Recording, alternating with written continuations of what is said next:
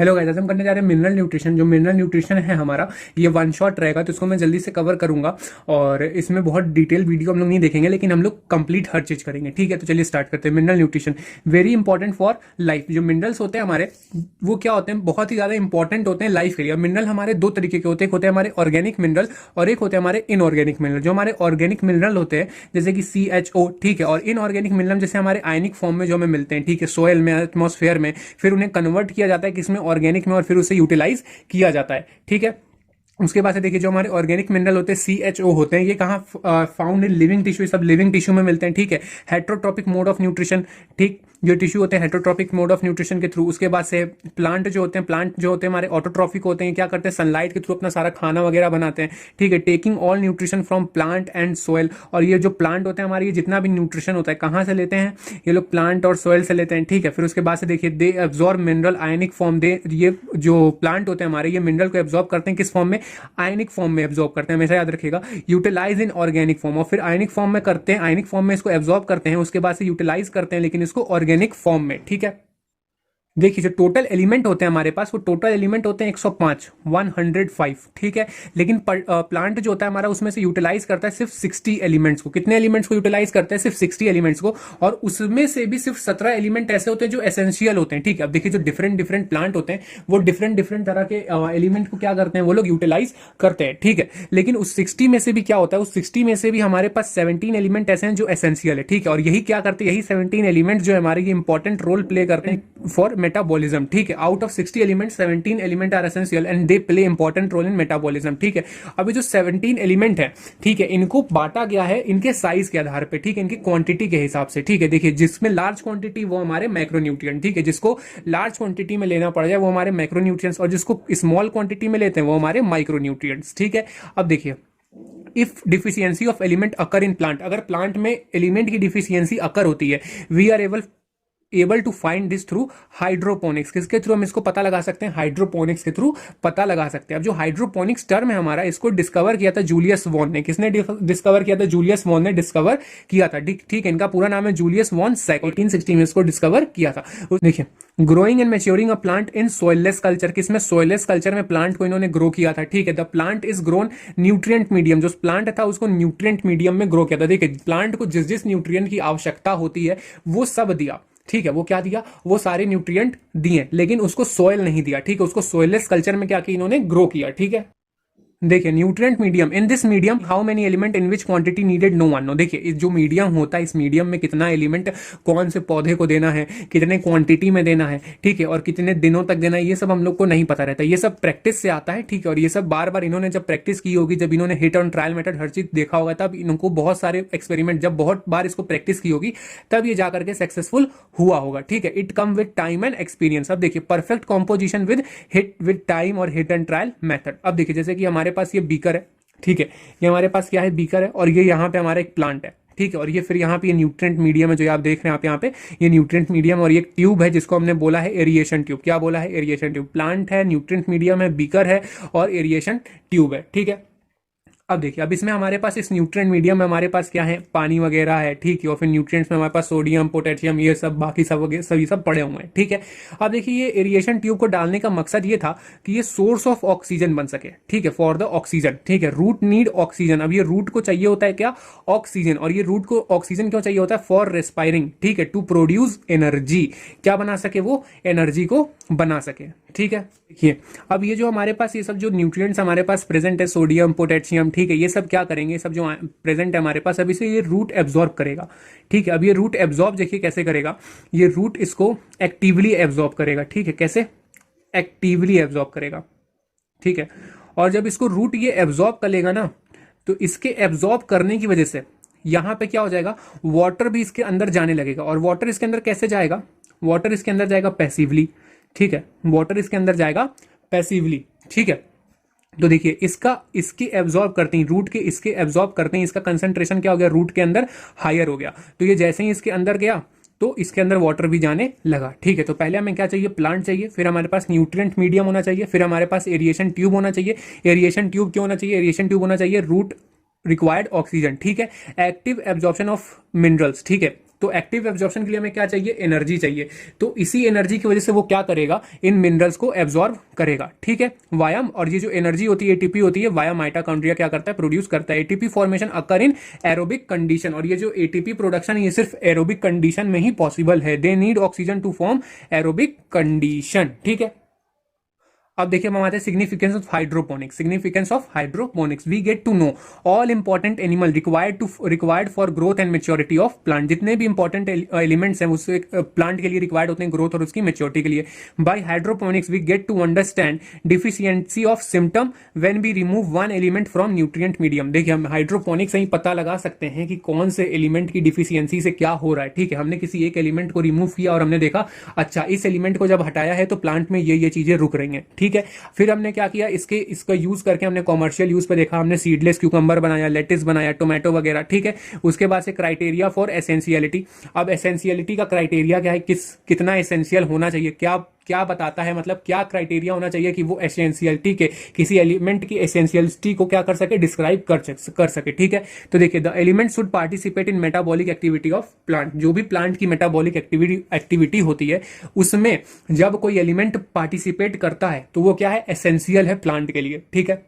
उसके बाद से element should also participate in life cycle of plant के लाइफ साइकिल में भी पार्टिसिपेट करना चाहिए, ग्रोथ, सीड, ये वाली, ठीक है। उसके बाद से element role should not be replaced, और उस एलिमेंट का रोल रिप्लेस नहीं कर सके। ऐसा नहीं कि अच्छा इसको हटाया इसकी जगह पे किसी और को रख लेंगे वो हमारा एलिमेंट इसकी तरह काम कर जाएगा, तो फिर एसेंशियल किस बात का वो, ठीक है। जब किसी के जाने से उसका कोई काम और कर दे तो वो मतलब एसेंशियल नहीं है फिर, ठीक है। तो इस वजह से, ठीक है, तो हम उसके रोल को किसी भी और एलिमेंट से बदल ना सकें, तब वो क्या होगा, एसेंशियल होगा, ठीक है।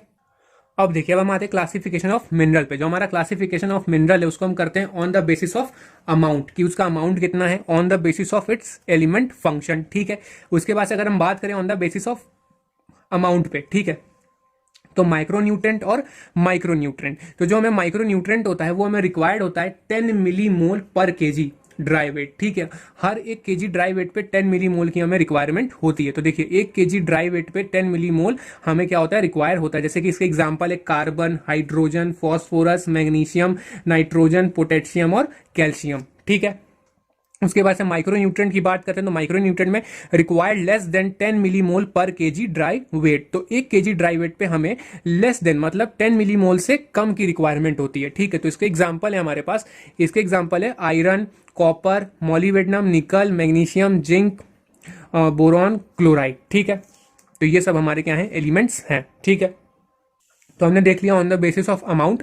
अब हम देखते हैं on the basis of function. तो देखिए फंक्शन कैसे कैसे होना चाहिए, स्ट्रक्चरल रोल देख लेते हैं। स्ट्रक्चर में उसके मतलब फंक्शन करना चाहिए। स्ट्रक्चर कैसे, जैसे कि सेल वॉल क्या बनाता है, सेल्यूलोज, सेल्यूलोज से ग्लूकोज, ग्लूकोज से फिर ग्लूकोज कौन बनाता है, CHO में आता है। तो CHO में क्या बनाते हैं, CHO मिलकर के शुगर बनाते हैं और वही शुगर मिलकर के हमारा सेल वॉल बना देता है, ठीक है। तो फिर उसके बाद से प्लाज्मा मेम्ब्रेन, तो प्लाज्मा मेम्ब्रेन में protein, amino acid, nitrogen, carbon, hydrogen, oxygen, फिर nucleic acid, all thing made up of this, ठीक है। अब एक्टिवेटर एंजाइम्स पे आते हैं। एक्टिवेटर एंजाइम्स हमारे कौन कौन से ऐसे एंजाइम्स हैं, कौन कौन से ऐसे एंजाइम्स हैं जो कि एलिमेंट किस किस एलिमेंट द्वारा एक्टिवेट होते हैं। जैसे कि नाइट्रोजिनियस एंजाइम जो है इसको मॉलिब्डेनम एक्टिवेट करता है, रुबिस्को को मैग्नीशियम एक्टिवेट करता है, पेप्केज को मैग्नीशियम एक्टिवेट करता है, नाइट्रेट रिडक्टेज को आयरन एक्टिवेट करता है, साइटोक्रोम ऑक्सीडेज को कॉपर एक्टिवेट करता है, ठीक है। फिर हम बात करते हैं ऑस्मोटिक पोटेंशियल की। ऑस्मोटिक पोटेंशियल जो होता है control by potential play important role in opening and closing of stomata. जो हमारा ओपनिंग ऑस्मोटिक पोटेंशियल है ये बंद होने में और क्लोज होने में स्टोमाटा के इंपॉर्टेंट रोल प्ले करता है, ठीक है। और ये क्या करता है, टर्जिडिटी ऑफ सेल को मेंटेन करके रखा है। अगर सेल में हमारे टर्जिडिटी होगी तो सेल खुल जाएगा, और अगर सेल हमारा टर्जिड नहीं होगा तो सेल हमारा बंद रहेगा, ठीक है। एज हाई एनर्जी बॉन्ड, उसके बाद से एज हाई एनर्जी बॉन्ड पे देखते हैं। हमारा हाई एनर्जी बॉन्ड पे हमारा जैसे एटीपी है, तो एटीपी का जो फॉस्फोरस होता है ये क्या करता है, it use for formation of high energy bond. Phosphorus को हम लोग किस पे, हाई एनर्जी बॉन्ड बनाने के लिए हम लोग इसका यूज करते हैं। जैसे कि हमारा जीटीपी हो गया, टीटीपी हो गया, ठीक है। अब जो हमारा ये जो क्या कहते हैं, जो हाई एनर्जी बॉन्ड होता है ये किस फॉर्म में स्टोर रहता है, तो store in the body in the form of ATP, ठीक है। उसके बाद से नीड फॉर मेटाबॉलिक एक्टिविटी, और इसको हम क्या करते हैं, ये हमारे मेटाबॉलिक एक्टिविटी में बहुत बड़ा रोल प्ले करते हैं, ठीक है। फिर देखिए एब्जॉर्प्शन ऑफ न्यूट्रिएंट में बहुत मेजर रोल प्ले करते हैं ये लोग, ठीक है, जैसे कि बाई पैसिवली एंड एक्टिवली। देखिए क्या होता है ना कि सबसे ज्यादा एब्जॉर्प्शन जो होता है वो एक्टिवली प्रोसेस होता है, मेजरली जो एब्जॉर्प्शन होता है वो एक्टिवली होता है, लेकिन थोड़ा बहुत किससे होता है, पैसिवली भी हो जाता है। जैसे कि हमारे पास ये रूट है, तो इस रूट में क्या होगा, यहाँ पे हमारा Fa3 कॉन्सेंट्रेशन, बाहर हमारा Fa3 है, ठीक है, तो यहाँ पे एटीपी Fa3 है, तो यहाँ पे क्या हो जाएगा, ये इसने क्या कर लिया, इस Fe3 को एब्जॉर्ब कर लिया रूट हेयर के थ्रू, यहाँ से क्या हो गया, ये डायरेक्टली एब्जॉर्ब हो गया।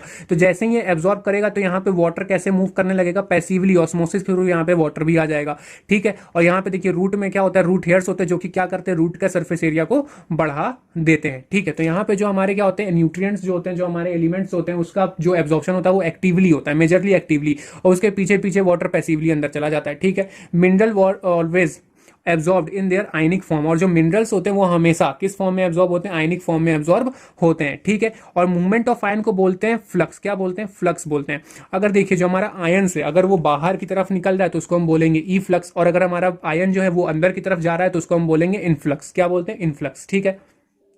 अब देखिए जैसे कि हमारा यहाँ पे सेल है, ठीक है, ये सेल है, ये ब्लू जो अंदर साइड से ये क्या है, ये प्लाज्मा मेम्ब्रेन है, और जो बाहर जो प्रेजेंट है वो क्या है, सेल वॉल है। जो सेल वॉल होती है वो हमारी डेड होती है, कैसी होती है, डेड होती है, ठीक है। अब देखिए अब क्या होता है, जैसे कि वाटर है, वाटर हमारा मूवमेंट कर रहा है, तो वाटर क्या हुआ, अगर वाटर जो है हमारा, अगर इस प्लाज्मा जो सेल वॉल और प्लाज्मा मेम्ब्रेन के बीच में हमारी जगह होती है, ठीक है, सेल वॉल और प्लाज्मा मेम्ब्रेन की जगह में जगह होती है, तो अगर वाटर यहाँ से अगर इसमें से मूव कर रहा है, सेल वॉल और प्लाज्मा मेम्ब्रेन के बीच में मूवमेंट करते हुए जा रहा है, ठीक है, जाइलम के पास जाना चाहता है, ठीक है, तो वो उसको हम क्या बोलते हैं, एपोप्लास्टिक मूवमेंट बोलते हैं, ठीक है। अगर ये क्या कर रहा है, इसके बीच में प्लाज्मा मेम्ब्रेन से ही क्या कर रहा है, यहां से मूवमेंट करते हुए जा रहा है, तो इसको हम बोलते हैं एपोप्लास्टिक मूवमेंट। और जो एपोप्लास्टिक मूवमेंट होता है ये बहुत ही फास्ट मूवमेंट होता है, ठीक है। कैसा मूवमेंट होता है, बहुत ही फास्ट मूवमेंट होता है, लेकिन एपोप्लास्टिक मूवमेंट हमारा जाइलम तक नहीं जा पाता है। कहां तक नहीं जा पाता है, जाइलम तक नहीं जा पाता है। क्यों, क्योंकि ये एंडोडर्मिस पे जाकर के रुक जाता है। क्यों, क्योंकि जो हमारा सेल वॉल और क्या कहते हैं प्लाज्मा मेम्ब्रेन के पास प्रेजेंट होती है एंडोडर्मिस पे कैस्पेरियंस ट्यूब्स, क्या प्रेजेंट होती है,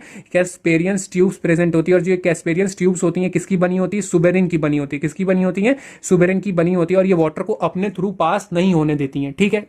इस वजह से क्या होता है, ये इसका जो वाटर होता है यही प्लाज्मा मेम्ब्रेन पे आकर के क्या हो जाता है, रुक जाता है। और फिर ये देखिए फिर क्या होगा, फिर एक हमारा वाटर का मूवमेंट होता है सिम्प्लास्टिक मूवमेंट। सिम्प्लास्टिक मूवमेंट कैसे होता है, प्लाज्मोडेस्माटा के थ्रू होता है, ठीक है। तो ये कहां आ गई, अब इसके ये साइटोप्लाज्म में आ गए, एपोप्लास्टिक मूवमेंट से एंडोडर्मिस में से कहां पे आ गए, साइटोप्लाज्म में आ गए। अब ये साइटोप्लाज्म में आ गए, अब ये यहां से किसके थ्रू मूव करेंगे, प्लाज्मोडेस्माटा के थ्रू मूव करेंगे। और जब ये प्लाज्मोडेस्माटा के थ्रू मूव करेंगे, प्लाज्मोडेस्माटा से भी अब क्या होता है, सिम्प्लास्टिक मूवमेंट वाले भी वाटर आएंगे, और ये दोनों वाटर मिलकर के कहां चले जाते हैं, जाइलम के पास अल्टीमेटली पहुंच जाते हैं, ठीक है, समझ में आया। तो देखिए H2O का एपोप्लास्टिक मूवमेंट जो होता है फास्ट तो होता है, लेकिन वो कहां तक होता है, वो होता है सिर्फ एंडोडर्मिस तक, ठीक। और ये कैसे मूव करते हैं, पैसिवली मूव करते हैं, ठीक है। देखिए जो एपोप्लास्टिक मूवमेंट होता है, movement take place into plasma membrane, कहां पे, प्लाज्मा मेम्ब्रेन में होती है। स्टॉप एट एंडोडर्मिस, कहां पे रुक जाती है, एंडोडर्मिस में रुक जाती है। लेकिन वही बात करें अगर हम लोग सिम्प्लास्ट की, सिम्प्लास्ट कैसे मूव करता है, सिम्प्लास्ट हमारा प्लाज्मोडेस्माटा के थ्रू मूव करेगा, एपिडर्मिस में जाएगा, एपिडर्मिस से फिर सीधे जाएगा कॉर्टेक्स में, कॉर्टेक्स से फिर एंडोडर्मिस में, एंडोडर्मिस से फिर पेरिसाइकल में, पेरिसाइकल से फिर उसके बाद से जाइलम में पहुंच जाता है, ठीक है। लेकिन ये मूवमेंट कैसी होती है, स्लो होती है, और लेकिन ये जाइलम तक जाती है, ठीक है। All water come into cytoplasm, कहां पे चला जाता है, साइटोप्लाज्म में। Slow and active movement, slow है लेकिन एक्टिव मूवमेंट है, ठीक है। ऑफ वाटर सिम्प्लास्ट कहते हैं। वाटर रीचेस टू जाइलम, और कहां तक पहुंच जाता है वाटर, जाइलम तक पहुंच जाता है, ठीक है। जो पैसिव मूवमेंट होता है रूट के अंदर वाटर का, वो एपोप्लास्टिक वाटर, वो एपोप्लास्टिक मूवमेंट होता है। और जो एक्टिवली जब वाटर मूव करता है अंदर, तो वो सिम्प्लास्टिक मूवमेंट होता है। मेजरली जो मूवमेंट होती है वाटर की वो सिम्प्लास्टिक के थ्रू ही होती है, ठीक है। तो देखिए हम इनवर्ड मूवमेंट को बोलते हैं इनफ्लक्स, और आउटवर्ड मूवमेंट को बोलते हैं ईफ्लक्स, ठीक है। अब देखिए डिफिशियंसी, अब डिफिशियंसी क्या बताती है, क्रिटिकल कंसंट्रेशन। देखिए concentration of essential element below which plant growth will retarded, ठीक है। देखिए ऐसी एलिमेंट की कंसंट्रेशन, जैसे मानिए प्लांट है, ठीक है, इसको मैं एक न्यूमेरिकल वैल्यू में बस एक एग्जांपल है, हाइपोथेटिकल एग्जांपल है। जैसे मानिए 5 ग्राम एलिमेंट है कोई भी, ठीक है, 5 ग्राम एलिमेंट पे ये क्या करेगा, प्लांट ग्रो करेगा। ये क्या है, ये क्रिटिकल कंडीशन है, ठीक है। मतलब इतने पे ये जो प्लांट ये ग्रो कर जाएगा, ठीक है। लेकिन 5 से अगर ये 4.9 भी हुआ तो ये 4.9 पे भी क्या नहीं करेगा, ग्रो नहीं करेगा, और इसकी जो ग्रोथ होगी वो क्या होगी, कम होती रहेगी। समझ में आया। तो देखिए यहाँ पे क्या है, ग्रोथ है और कंसंट्रेशन है, ठीक है। तो आपने कंसंट्रेशन बढ़ाई, ठीक है, क्या करने लगी, ग्रोथ बढ़ने लगी। क्या करने लगी, यहाँ पे ग्रोथ बढ़ने लगी। लेकिन इसकी भी एक क्या है, मानिए एक क्रिटिकल कंसंट्रेशन आया, मतलब 5 ग्राम आ गया, ठीक है। अब इस 5 ग्राम पे क्या हो जाएगा, अब ये ग्रोथ इतनी ही रहेगी ना, इससे ज्यादा। अब आप कंसंट्रेशन चाहे जितना बढ़ा दीजिए, 10 कर दीजिए, 20 कर दीजिए, तो इससे क्या होगा अब, लेकिन ये कंसेंट जो ग्रोथ होगी इसकी क्या हो जाएगी, कांस्टेंट हो जाएगी। क्या हो जाएगी, ग्रोथ यहाँ पे कांस्टेंट हो जाएगी, चाहे आप यहाँ से कंसंट्रेशन जितना भी बढ़ाना हो उतना बढ़ा दीजिए, ठीक है।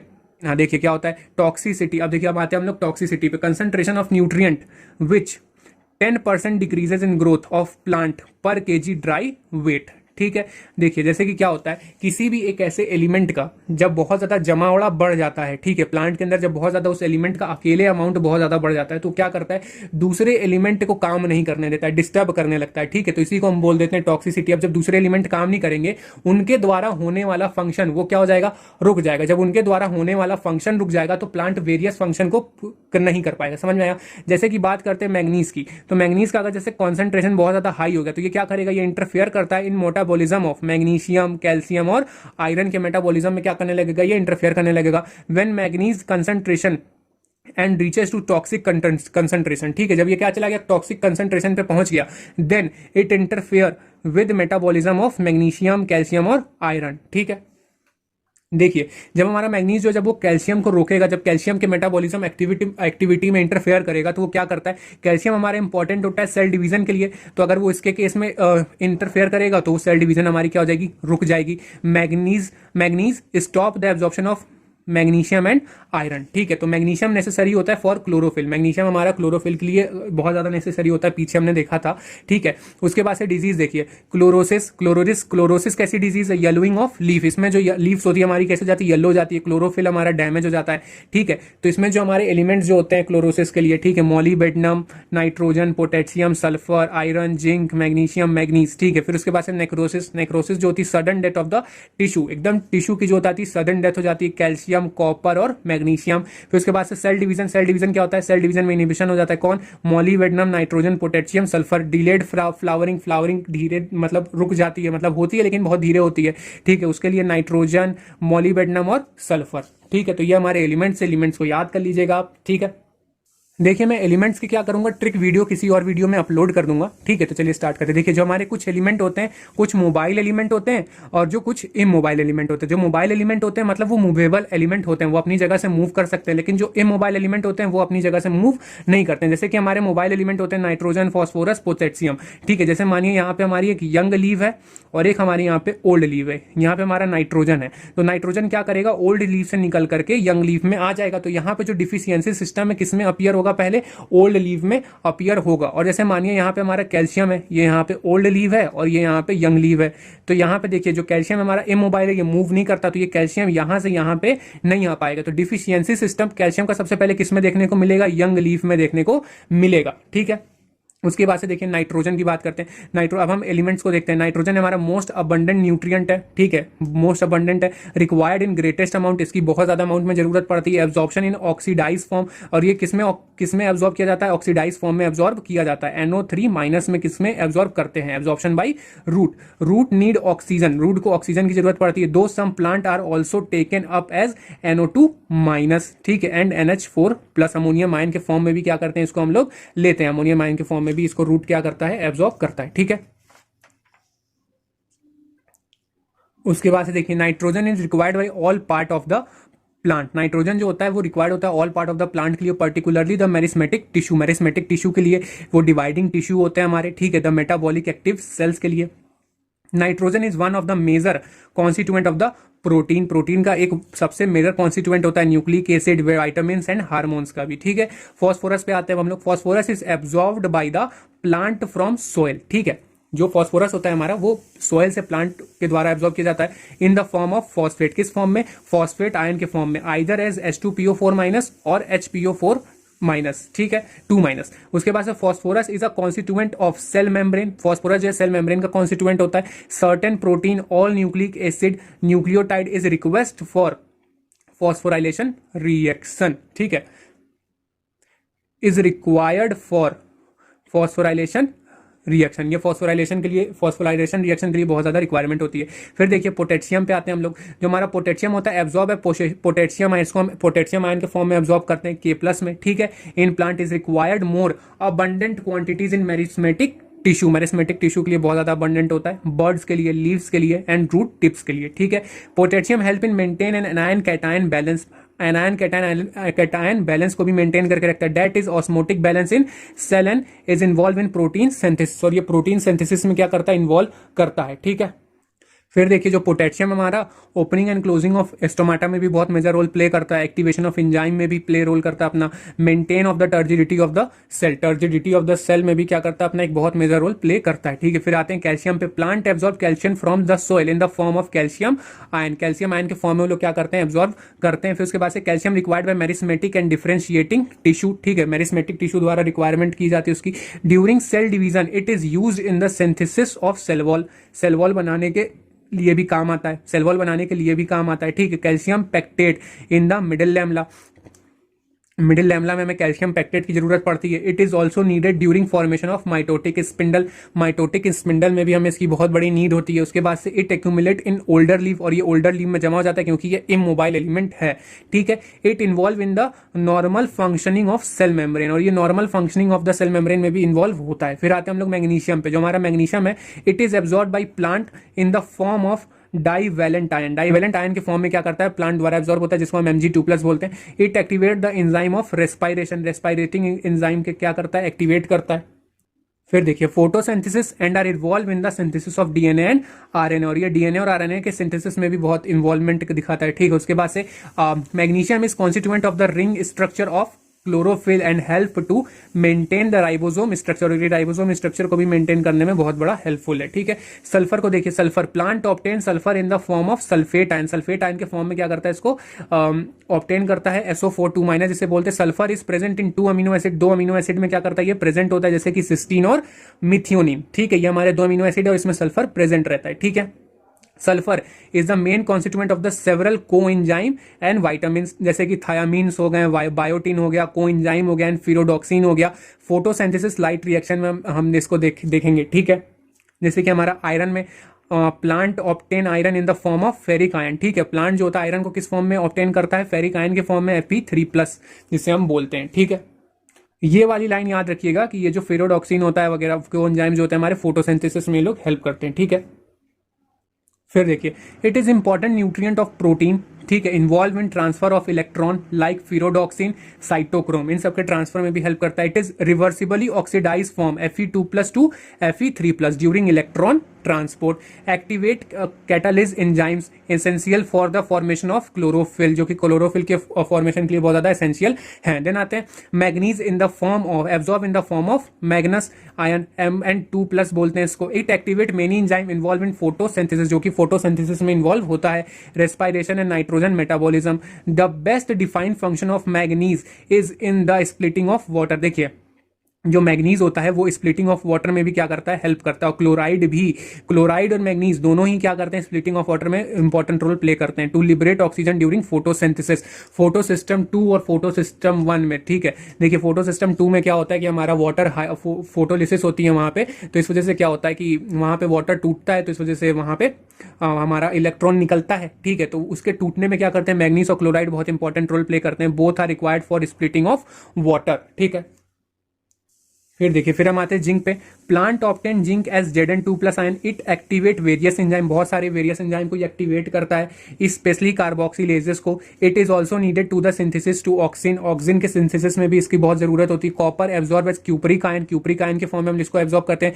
एसेंशियल फॉर और ओवरऑल मेटाबॉलिज्म इन प्लांट, ठीक है। Like iron it is associated certain enzyme involve in redox reaction, it is reversibly oxidized form Cu++ to Cu2+, ठीक है। Boron it is absorbed as Bo3 और B4O7 ठीक है। Boron is required for uptake and utilization of calcium membrane functioning, ठीक है।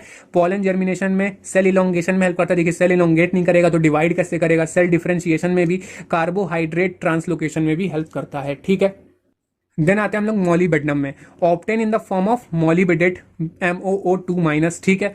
It is component of several enzyme, बहुत सारे enzyme का कंपोनेंट है, including nitrogenase nitrate reductase, both of which participate in nitrogen metabolism. और ये नाइट्रोजन मेटाबॉलिज्म में क्या करते हैं, पार्टिसिपेट करते हैं। क्लोराइड पे आते हैं, absorb in the form of chloride A9 Cl- along with Na and K+, sodium और पोटेशियम के साथ, help in determining the solute concentration, osmotic potential, ठीक है। It is essential for the water splitting, बताया था, reaction in photosynthesis. Nitrogen cycle पे अब आते हैं, नाइट्रोजन साइकिल बहुत इंपॉर्टेंट है, यहां से क्वेश्चंस आते हैं, ठीक है।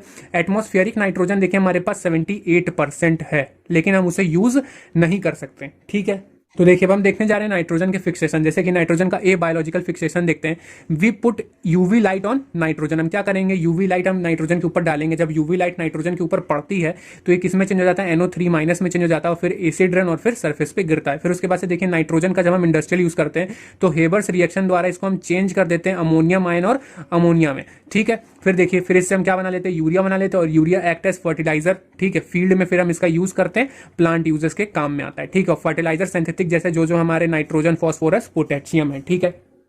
तो देखिए हम देखते हैं नाइट्रोजन का बायोलॉजिकल फिक्सेशन, इसमें क्या होता है, माइक्रोब्स हैं दे डू नाइट्रोजन फिक्सेशन, यही क्या करते हैं, नाइट्रोजन फिक्सेशन करते हैं, ठीक है। देखिए ये लोग क्या करेंगे, अमोनिया बना लेते हैं, ठीक है। अमोनिया से अमोनियम आयन बन जाता है हमारा। अब ये क्या करेगा, NO2- बना लेगा, NO2- से NO3 नाइट्रेट बन जाता है हमारा, नाइट्रेट। फिर उसके बाद से जो नाइट्रेट फॉर्म में इसको कौन ऑब्जॉर्व कर लेता है, इसको ट्री एब्जॉर्ब कर लेता है। यहाँ रूट से क्या हो जाता है, ट्री इसको एब्जॉर्ब कर लेगा, और रूट द्वारा कहां चला जाएगा, ये रूट द्वारा चला जाएगा ट्री के लीव्स में, ठीक है। देखिए माइक्रोब्स ने क्या किया, इसको नाइट्रोजन को अमोनिया में चेंज कर दिया, अमोनिया से अमोनियम आयन से ये नाइट्राइट से नाइट्रेट, और फिर नाइट्रेट किसके द्वारा, रूट द्वारा एब्जॉर्ब कर लिया गया, और जाइलम द्वारा कहां भेज दिया गया, जाइलम द्वारा भेज दिया गया लीव्स के पास। कहां भेज दिया गया, लीव्स के पास भेज दिया गया। फिर जो लीव्स होंगे ये NO3- को क्या कर देंगे, NO2- में फिर से बदल देंगे, और ये अमोनिया में फिर से, और ये NO2- से फिर किस में आ जाएगा, NH3 में, अमोनिया में आ जाएगा, और फिर इससे क्या बना लिया जाएगा, NH4 अमोनियम आयन, और फिर इससे अमीनो एसिड्स हम लोग क्या कर लेते हैं, बना लेते हैं, ठीक है। क्या कर लेंगे, बना लेंगे। अच्छा देखिए क्या होता है,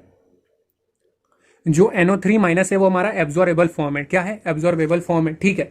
तो देखिए क्या हुआ, और ये इनऑर्गेनिक फॉर्म भी है, ठीक है। अच्छा देखिए हम इसको डायरेक्टली NH3 को हम क्या कर सकते हैं, डायरेक्टली एब्जॉर्ब कर सकते हैं, ठीक है। देखिए यहाँ पे क्या होता है, रूट के साथ हमारे एसोसिएटेड होते हैं कुछ राइजोबियम, ठीक है। ये सिम्बायोटिक बैक्टीरिया होते हैं, ठीक है। ये क्या कराते हैं, ये NH3 का डायरेक्ट यहाँ पे एब्जॉर्प्शन करवा देते हैं रूट के अंदर। अब ये जो NH3 है डायरेक्ट यहाँ जाइलम से चला जाता है, कहाँ पे, लीव्स के पास। अब ये लीव्स के पास डायरेक्टली चला गया, और डायरेक्टली इससे क्या कर लेंगे हम लोग, अमीनो एसिड्स बना लेते हैं, ठीक है। तो यहाँ पे हमारे राइजोबियम रूट के पास सिम्बायोटिक बैक्टीरिया प्रेजेंट होते हैं, और ये क्या करते हैं, ये डायरेक्टली NH3 को यहाँ से क्या कर लेते हैं, जब ये रूट में आ जाएगा तो जाइलम क्या करेगा, NH3 को डायरेक्टली लीफ के पास भेज देगा, और लीफ इससे डायरेक्टली क्या बना लेगा, अमीनो एसिड बना लेगा, ठीक है।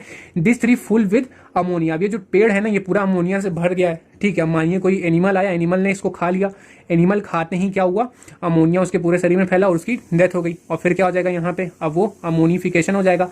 अमोनिफिकेशन हो जाएगा मतलब ये NH4 फिर से सोइल में आ गया, और सोइल क्या करेगा, अमोनिया से फिर से यही सारी रिएक्शन होगी, नाइट्रेट बनेगा, नाइट्राइट बनेगा, नाइट्राइट से नाइट्रेट फिर से पेड़ एब्जॉर्ब करेगा, और फिर एमिनो एसिड्स बना लेगा लीफ में जाकर के, ठीक है। अच्छा देखिए जब हमारा NO2- से NO3- बनता है, इसको हम बोलते हैं नाइट्रिफिकेशन। क्या बोलते हैं, नाइट्रिफिकेशन। लेकिन लीव्स में देखिए, लीव्स में हमारा NO3- से NO2 बन रहा है, और फिर अमोनिया बन रहा है, ठीक है। तो NO3- से जब वापस से NO2- बनता है तो उसको हम बोलते हैं डीनाइट्रिफिकेशन। क्या बोलते हैं, डीनाइट्रिफिकेशन बोलते हैं, ठीक है। तो ये टर्म याद रखिएगा। तो देखिए यहाँ पे दिया है NO3- से NO2- बोले तो उसको हम बोलते हैं डीनाइट्रिफिकेशन। अच्छा देखिए नाइट्रोजन फिक्सेशन, ठीक है, ए बायोलॉजिकली यूवी रेज और लाइटनिंग, ठीक है। NO2 से NO3- और फिर एसिड रेन। उसके बाद से इंडस्ट्रियल में देखिए हेबर्स रिएक्शन होती है, NO2 से अमोनिया, अमोनिया से यूरिया, और हम इसको फर्टिलाइजर के रूप में यूज करते हैं। बायोलॉजिकल देखिए फ्री लिविंग माइक्रोब्स है हमारे, ठीक है, बैक्टीरिया और बीजीए जिसको हम साइनोबैक्टीरिया भी कहते हैं, ठीक है। तो देखिए हमारे जो बैक्टीरिया होते हैं, हमारे फ्री लिविंग बैक्टीरिया भी होते हैं और हमारे सिम्बायोटिक बैक्टीरिया भी होते हैं। जो हमारे फ्री लिविंग बैक्टीरिया होते हैं, पहले हम देखते हैं एरोबिक बैक्टीरिया, और फिर हम एनारोबिक बैक्टीरिया पे देखेंगे। जो हमारे एरोबिक बैक्टीरिया होते हैं मतलब इनको ऑक्सीजन चाहिए होता है, ठीक है। तो एरोबिक बैक्टीरिया जो हमारे एजिटोबैक्टर, बीजर्निया, ठीक है। और एनारोबिक बैक्टीरिया रोडोस्पाइरम, स्पाइरुलम, क्लोस्ट्रिडियम और बेसिलस, ठीक है। उसके बाद से सिम्बायोटिक बैक्टीरिया पे आते हैं। सिम्बायोटिक बैक्टीरिया हमारे राइजोबियम हो गया पहला, ये हमारा ग्राम नेगेटिव बैक्टीरिया है।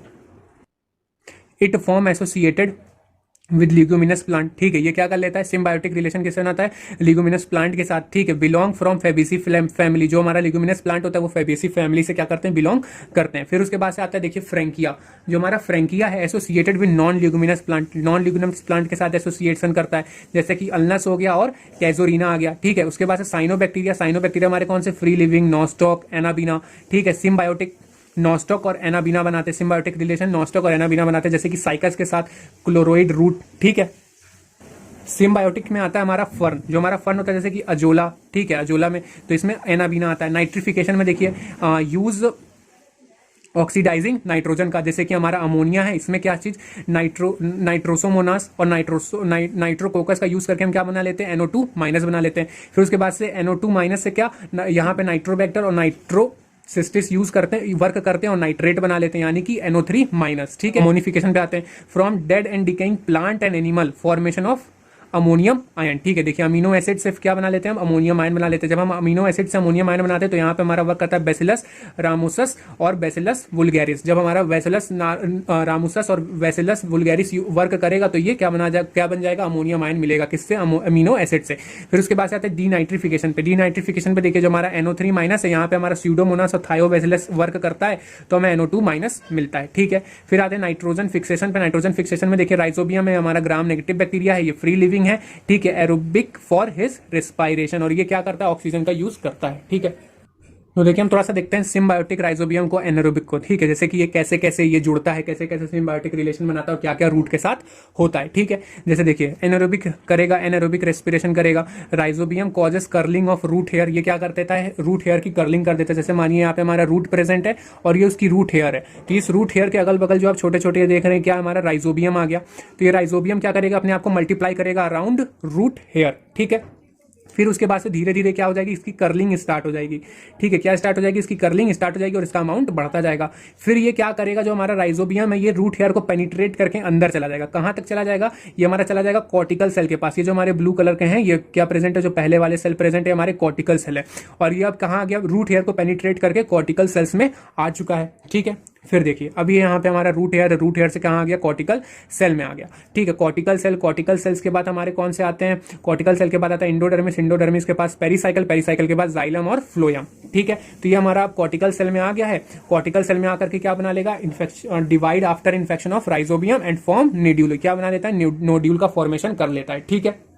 तो जैसे कि देखिए यहाँ पे हमारा एक कॉर्टिकल सेल है, उसके अंदर राइजोबियम आया, ठीक है। राइजोबियम कुछ ऐसे बना लेगा और अपने चारों तरफ क्या बना लेगा, एक रिंग बना लेगा, क्या बना लेगा, रिंग बना लेगा, जिसको हम बोलते हैं राइजोबियम रिंग। इस रिंग पे हमारे प्रेजेंट होते हैं कुछ पिगमेंट, इस पिगमेंट का नाम है लेग हीमोग्लोबिन। क्या होता है, क्या नाम है, लेग हीमोग्लोबिन, ठीक है। तो ये जो राइजोबियम है हमारा, राइजोबियम है नाइट्रोजिनेस एंजाइम, इसके पास कौन सा एंजाइम है, नाइट्रोजिनेस एंजाइम है, ठीक है। फिर उसके बाद से देखिए इस पूरे स्ट्रक्चर को हम बोलते हैं बैक्टीरोइड, क्या बोलते हैं, बैक्टीरोइड बोलते हैं। और ये हमारे यहाँ पे नोड्यूल फॉर्मेशन कुछ ऐसा ही होता है। तो देखिए यहाँ पे हमारा क्या होता है, जब यहाँ पे हमारा ऑक्सीजन जाएगा कॉर्टिकल सेल के पास, ठीक है, oxygen come to cortical cell but don't reach to rhizobium, ये राइजोबियम तक नहीं जा पाता। अब ये क्यों नहीं जा पाता है, जो यहाँ पे जो पिगमेंट्स बन रहे हैं ना, ये लेग हीमोग्लोबिन वाले जो यहाँ पे पिगमेंट बन रहे हैं राइजोबियम रिंग पे, ठीक है, ये क्या करते हैं, एक्ट एज O2 स्केवेंजर, ये O2 स्केवेंजर की तरह, ऑक्सीजन स्केवेंजर की तरह एक्ट करते हैं, ठीक है। राइजोबियम नाइट्रोजिनेस एंजाइम, जो हमारा राइजोबियम है वो नाइट्रोजिनेस एंजाइम है, ठीक है, प्रोड्यूस करेगा, work under the anaerobic condition, ठीक है।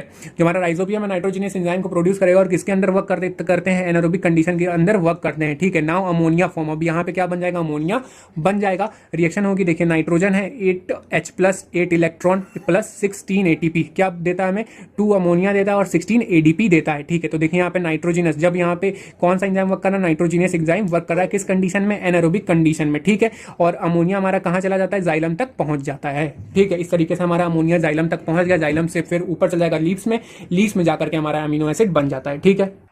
फिर देखिए rhizobium get food from phloem, अब जो राइजोबियम है उसको फूड मिल जाता है बदले में फ्लोएम से, ठीक है। ये क्या करता है, अमोनिया दे देता है जाइलम तक और उसको फूड मिल जाता है फ्लोएम से। Ammonia transfer to leaves to form amino acid, ठीक है। देखिए फेट ऑफ अमोनिया पे देखते हैं, जो अमोनिया हमारा उससे हम लोग क्या बना लेते हैं, amino acid, reaction take place in leaf, ठीक है। अब देखिए जो अमोनिया हमारा उससे रिडक्शन भी होता है और ट्रांसएमिनेशन भी होता है। देखिए जो रिडक्शन होगा उसमें अल्फा कीटो ग्लूटेरिक एसिड जो है हमारा वो कन्वर्ट हो जाता है ग्लूटामेट NADPH में। अब ये कन्वर्ट किस एंजाइम में होता है, ग्लूटामेट यहाँ पे वर्क करेगा, ग्लूटामेट डिहाइड्रोजिनेस वर्क करेगा और इसको कन्वर्ट कर देगा अल्फा ग्लूटेरिक एसिड को ग्लूटामेट NADPH में कन्वर्ट कर देता है। ठीक है, ट्रांसएमिनेशन में देखिए ग्लूटामेट क्या करता है, ऐड करता है NH2 को, ठीक है, एस्पार्टिक एसिड बनाता है, फिर उसके बाद एस्पेराजीन बनेगा और फिर now amino acid start to form, और अमीनो एसिड स्टार्ट हो जाता है फॉर्म होने में। पहले हमारे रिडक्शन, देन उसके बाद से ट्रांसएमिनेशन। ठीक है, देखिए जो हमारे अमाइड्स होते हैं ना वो ज्यादा बेसिक होते हैं अमीनो एसिड से। ठीक है, जो हमारा अमाइड है एस्पेराजीन, तो दो अमीनो ग्रुप क्या करते हैं, मोर बेसिक इन